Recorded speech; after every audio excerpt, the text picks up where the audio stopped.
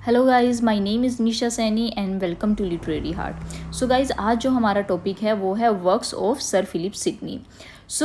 इसके बारे में मैं आपको एक चीज़ बता देती हूँ कि जो सर फिलिप सिडनी है उनकी जो डेथ है वह 1586 में हो गई थी और 1586 तक इनका कोई भी वर्क पब्लिश नहीं हुआ था। इनके जो वर्क्स हैं वह इनकी डेथ के बाद ही पब्लिश हुए थे।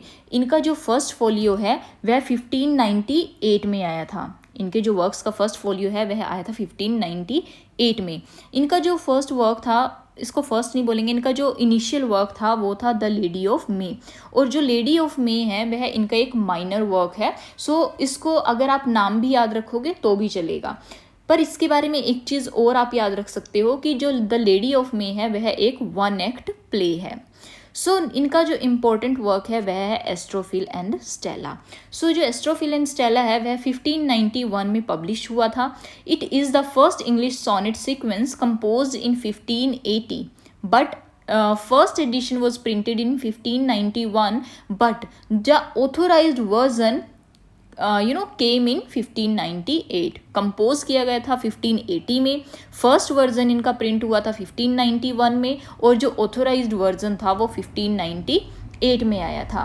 इस सोनेट सीक्वेंस में जो सिडनी है उन्होंने पेट्रार्कन सोनेट्स का यूज़ किया है। पेट्रार्कन मॉडल को इन्होंने यूज़ किया है और इस वर्क में टोटल 108 सोनेट्स हैं और 11 सॉन्ग्स इसमें डाले गए हैं। 108 सोनेट्स हैं और 11 सॉन्ग्स हैं। अगर हम बात करें इस वर्क के टाइटल की, कि जो टाइटल है इस वर्क का जिसका नाम है एस्ट्रोफिल एंड स्टेला। एस्ट्रोफिल का मतलब होता है स्टार लवर और यहाँ पर जो सिडनी है वह अपने आप को एस्ट्रोफिल से कनेक्ट करते हैं, अपने आप को एस्ट्रोफिल से कंपेयर करते हैं।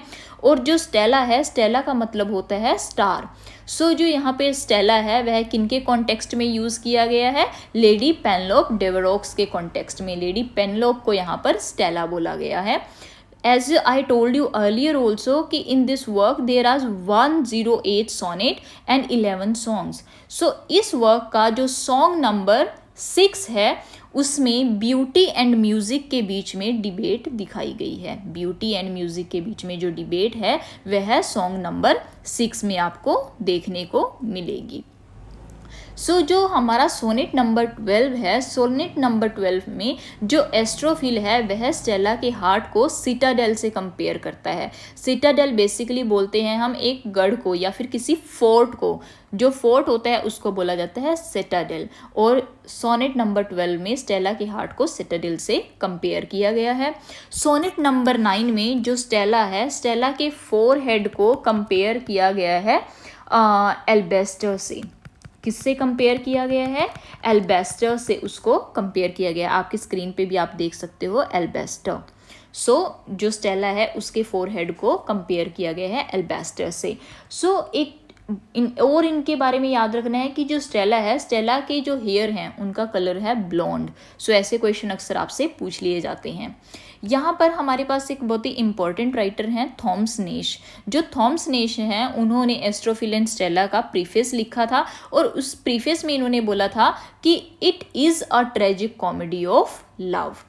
जो यहाँ पर सिडनी है, Sydney follow the generic conventions of Elizabethan love poetry.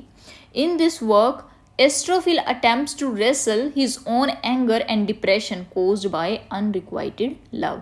इस वर्क में जो एस्ट्रोफिल है वह अपने खुद के गुस्से और अपने डिप्रेशन से फाइट करने की कोशिश करते हैं और वो जो गुस्सा है और डिप्रेशन है वो क्यों है उनके अंदर?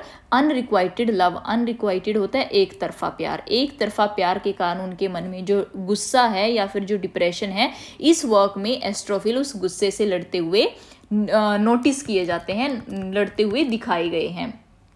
यहाँ पे आपने एक बात याद रखना है कि कुछ लोग क्या कहते हैं कि the love represented in the sonnet sequence may be a literal one, कि वह शायद एक सच्चा प्यार है क्योंकि जो सिडनी है वह खुद को एस्ट्रोफिल से कंपेयर कर रहे हैं और जो स्टेला है उसको लेडी पेनलोप से कंपेयर किया गया है।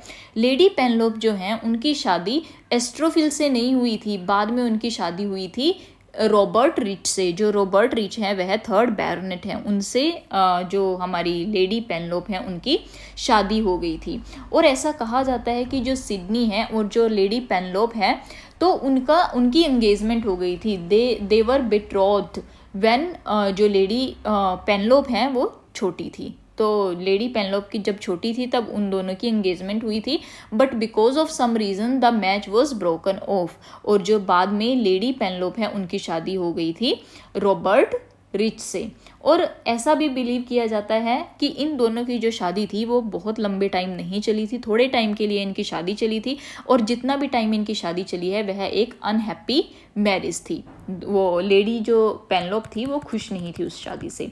सो ये था हमारा एस्ट्रोफिलन स्टेला। नेक्स्ट वर्क है हमारा Arcadia. So Arcadia is also very important work कि आर्केडिया वॉज केम इन 1580 में आर्केडिया वर्क जो है वो पब्लिश हुआ था। और ऐसा माना जाता है कि जो आर्केडिया है that was the imitation of Lyly's Euphues. Lyly का एक बहुत ही इंपॉर्टेंट वर्क है यूफियस, उसकी इमिटेशन आर्केडिया को माना जाता है। He wrote it to entertain his sister Mary Herbert. अपनी सिस्टर मैरी हर्बर्ट के लिए उन्होंने ये वर्क लिखा था। It is a prose romance interspersed with poems. Interspersed क्या होता है, बीच बीच में, कि ये एक प्रोज रोमांस है जिसमें बीच बीच में जो पोएम्स हैं वो भी आती हैं। सो अगर हम बात करें टाइटल की, इसका जो टाइटल है वो आर्केडिया का जो टाइटल है और उसकी जो सेटिंग है वो कहाँ से ली गई है। सो 16th सेंचुरी में हमारे पास एक इटालियन पोइट थे जिनका नाम था जेकोपो सेनाजेरो। जो जेकोपो सेनाजेरो ने एक वर्क लिखा था आर्केडिया। सो वहीं से जो सिडनी है उन्होंने अपने इस वर्क का टाइटल लिया था और वहीं से इस वर्क की सेटिंग ली थी। अगर हम बात करें कि जो अर्ली वर्जन है आर्केडिया का उसको हम ओल्ड आर्केडिया के नाम से बुलाते हैं, बट बाद में जो सिडनी है उन्होंने अपने इस वर्क को एडिट किया था और एडिशन के बाद जो नई वर्जन आया था उस वर्जन को इन्होंने न्यू आर्केडिया का नाम दिया था, उसको न्यू आर्केडिया के नाम से बुलाया जाता था। सो जो न्यू आर्केडिया था, न्यू आर्केडिया को बाद में एडिट किया गया था किनके द्वारा, फल्क ग्रीवल के द्वारा, Matthew Gwinne and John Florio. इन तीनों लोगों ने मिलकर बाद में जो न्यू आर्केडिया था उसको एडिट किया था। और जो न्यू आर्केडिया है वो जो लेंथ में ओल्ड आर्केडिया से काफ़ी बिग है, काफ़ी लंबा है। और जो न्यू आर्केडिया इन्होंने एडिट किया था इन तीन लोगों ने, वो कब किया था, 1590 में इस वर्क को इन्होंने क्या किया था, एडिट किया था।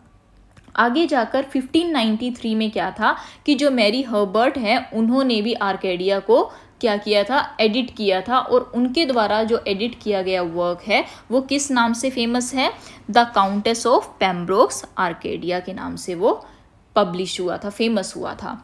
This work is often called tragic comic in 5 acts. It contain several eclogues. इस वर्क में काफ़ी सारे एक्लोग्स हैं। एक्लोग्स बेसिकली क्या होता है, एक्लोग्स होती है एक शॉर्ट पोएम या फिर डायलॉग्स। तो इस वर्क में काफ़ी सारे डायलॉग्स हैं हमारे पास। Complicated tale of adventures in love and war.